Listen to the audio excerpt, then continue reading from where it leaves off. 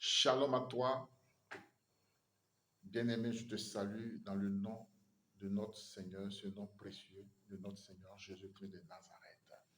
Aujourd'hui, je voudrais me saisir d'un passage de la Bible pour, n'est-ce pas, te relater un dialogue qui a eu lieu entre Pierre, qui était l'un des apôtres les plus proches, n'est-ce pas, et Jésus-Christ de Nazareth. La foi audacieuse de Pierre lui a permis de marcher sur l'eau, sur la base de la parole de Jésus-Christ de Nazareth. Mais cependant, lorsque les vagues se sont élevées, n'est-ce pas, autour de lui, il a commencé, n'est-ce pas, à s'enfoncer. Soudain, il s'est mis à crier, Père, Père, sauve-moi. Seigneur, sauve-moi. Et là, Jésus a étendu la main, n'est-ce pas, et il a secouru Pierre. Ce passage se trouve dans Matthieu 14, 30. Alors, la réprimande sévère de Jésus qui a dit comme ça, homme de peu de foi, pourquoi doutes-tu?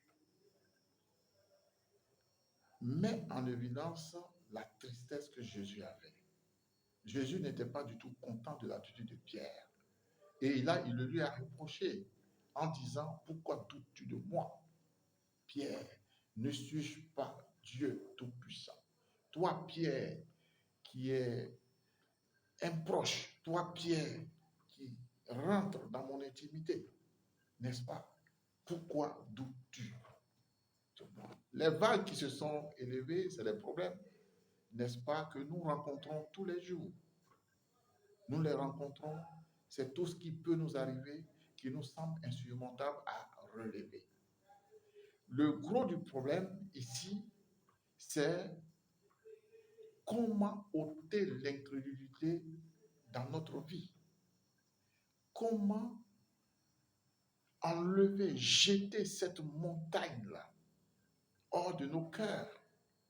Comment débarrasser notre âme de tout ce qui nous retient, de tout ce qui retient la puissance de Dieu, la puissance divine de s'accomplir dans notre vie, d'accomplir ce miracle-là promis par le Seigneur Jésus-Christ de Nazareth. Comment enlever tout cela? Avec assurance, bien-aimé, je voulais te dire aujourd'hui que toute personne, tout chrétien étant tout enfant de Dieu, tout fils de Dieu, reconnaissant Jésus comme Sauveur et Seigneur, étant dans ces difficultés, doit prendre le pari d'aller à Gethsémani. Il doit aller à Gethsémani. C'est un jardin où Jésus s'y rendait pour des prières critiques. Il a fait l'ultime prière là-bas. Quelle est ton ultime prière pour que désormais les religions traditionnelles africaines, avec leurs aspects démoniaques, ne puissent plus agir sur toi? Quelle est ta dernière prière? Quelle est ta prière de supplication? Quelle est ta prière à Gethsémani, bien-aimé? Oui, quelle est ta prière? Bien-aimé, à Gethsémani, Jésus a prié. Il a prié comme il devait le prier. Il devait prier son Père, le Père céleste. Mais cependant, il a dit, toutefois, non pas ce que je veux, mais ce que tu veux. Oui, en se référant à Matthieu 26, 39. Il dit comme ça, j'ai prié, j'ai pleuré, j'ai jeûné, j'ai tout fait. Maintenant, Père, je te remets mon âme. En toute confiance, ta volonté sera faite. En toute confiance, ta volonté sera faite.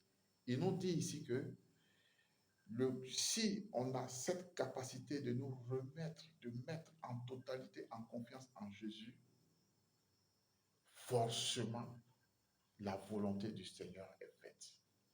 Oui. As-tu déjà fait cette prière-là? Cette ultime prière, ô Seigneur, à propos d'une situation, j'ai prié, j'ai jeûné, j'ai intercédé à ce sujet. J'ai demandé, j'ai frappé à la porte. J'ai cherché, j'ai cru. Pourtant, ce qui arrive maintenant n'est pas ce que je voulais. As-tu fait cette prière? Je ne crois pas que cela puisse, n'est-ce pas, m'emporter. As-tu fait cette prière? As-tu mis en totale confiance en Seigneur Jésus-Christ de Nazareth?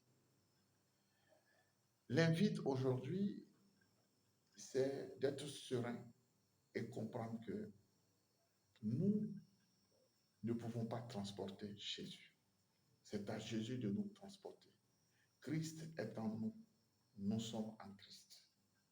Ce Dieu-là, qui n'a pas besoin d'être transporté, c'est ce Dieu qui nous transporte quand nous sommes dans le besoin.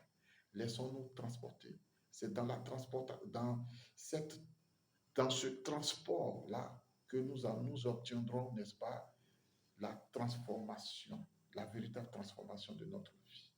C'est dans ce transport de Christ, Christ étant le conducteur par excellence de notre vie, c'est dans ce transport-là que nous allons trouver la quiétude et la paix que Christ nous donne.